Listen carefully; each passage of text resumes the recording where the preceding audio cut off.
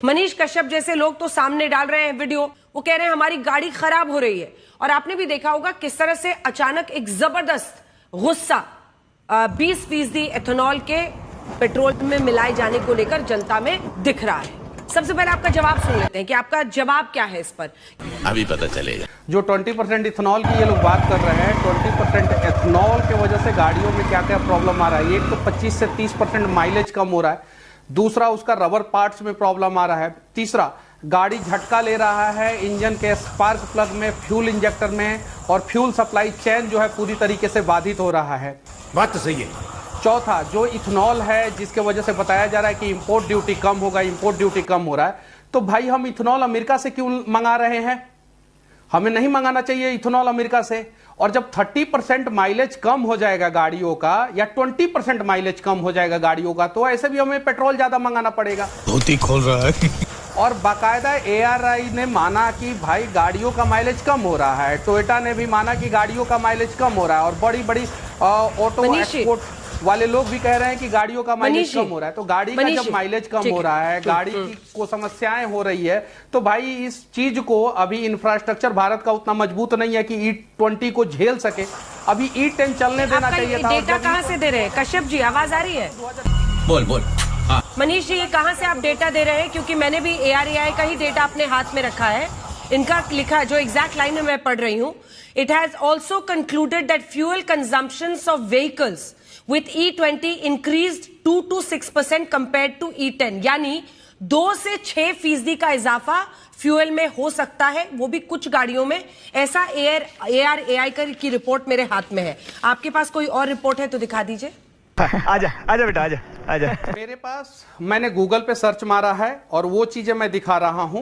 पहला चीज। दूसरा चीज, ARAI मेरी गाड़ी का, मेरा जो टोयोटा इनोवा हाई क्रॉस है, उसका एवरेज कहता है कि 23 का एवरेज देता है, जबकि रियल लाइफ में गाड़ी जो है वो 17 से 18 एवरेज देता है। ARAI कहता है कि 23 का एवरेज देता है, रियल लाइफ में गाड़ी 17 से 18 का एवरेज देता है। भारत में कोई ऐसी गाड़ी नहीं है जो ARAI जितना एवरेज का है उतना देता हो, उससे कम देता है। लेकिन अभी 20% मिक्स एथेनॉल पे गाड़ी का एवरेज 12 से 13 आ गया है, और उससे कम आ गया है।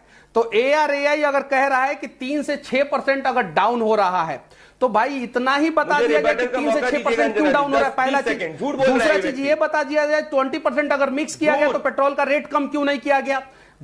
कस्टमर को तो डबल लॉस हो रहा है। एक तो उसका एवरेज 6% डाउन हो जा रहा है, ARAI के हिसाब से 6% डाउन हो रहा है। अब प्रदीप भंडारी 20% मिक्स किया जा रहा है, तो उससे ज्यादा, उससे सस्ता क्यों नहीं दिया जा रहा? 600 करोड़ लीटर इथेनॉल प्रोडक्शन देश का था, वो बढ़ के 1200 करोड़ लीटर होने वाला है। तो कोई बाहर से ही मंगाया जा रहा है, किसान का फायदा होने वाला है। किसान को 1,90,000 करोड़ रुपए ज्यादा मिला हुआ है। तो तथ्यात्मक बात करो, बताओ किसने कहा माइलेज कम हुआ है, बताओ कि एक्सलेशन कम कैसे होता है, और बताओ किसान का फायदा कैसे नहीं होगा। फैक्चुअल बात करो, इधर उधर की बात सोशल मीडिया पे डाल देना। हराम के पिल्ले। मैं तुम्हें अभी समझाता हूँ। मैं इनसे कहना चाहता हूं कि किसान बिल जब आया था तब भी ये लोग यही कह रहे थे कि किसान बिल का जो विरोध कर रहे हैं उनका कुछ एजेंडा होगा।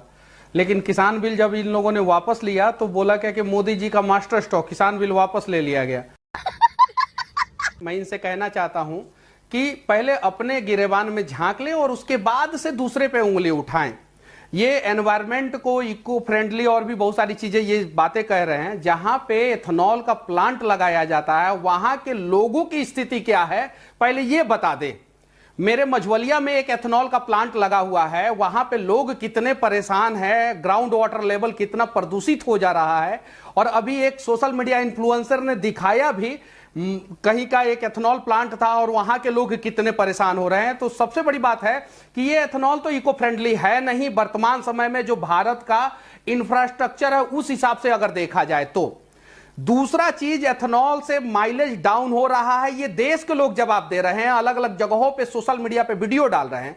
जर्मनी सबसे हाईटेक गाड़ी बनाता है, जापान सबसे रिलायबल गाड़ी बनाता है, चाइना सबसे कम दाम में सबसे अच्छा गाड़ी बनाने का दावा करता है, और अमेरिका में गाड़ी सबसे महंगा बनता है।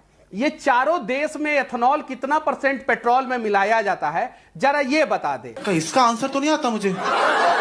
दूसरा चीज, जब 2030 में एथेनॉल 20% आने वाला था तो उसे 2026 में क्यों लाया गया? तो ये सारी चीजें ये लोग बता दे। टीवी और ड्रामा और सोशल मीडिया वीडियो से तो तय नहीं होगा ना। ऑटो टुडे की तरफ से योगेंद्र प्रताप ने भी रखा, लेकिन फैक्ट्स रखा। उन्होंने कुछ भी सेल्फ वेरीफाइड हम चैलेंज करते हैं 30 दिन का कर लीजिए और ऐसे ऐसे। मेरा आपसे ये सवाल है कि अल्टीमेटली ये 30% फ्यूल एफिशिएंसी में डिक्रीज है माइलेज में, इसका आधार क्या है? अभी पता चले। अरे हो रहा है, रियल आधार यही है, रियल आधार यही। अब ये लोग चैलेंज कर रहे हैं कि भाई इनको लगे एआई ने बोला है कि 2 से 6% डाउन हो रहा है, लेकिन रियल वर्ल्ड में 20 से 30% एवरेज डाउन हो रहा है। योगेंद्र प्रताप, क्या इसका कोई आधार है? बस हवा निकल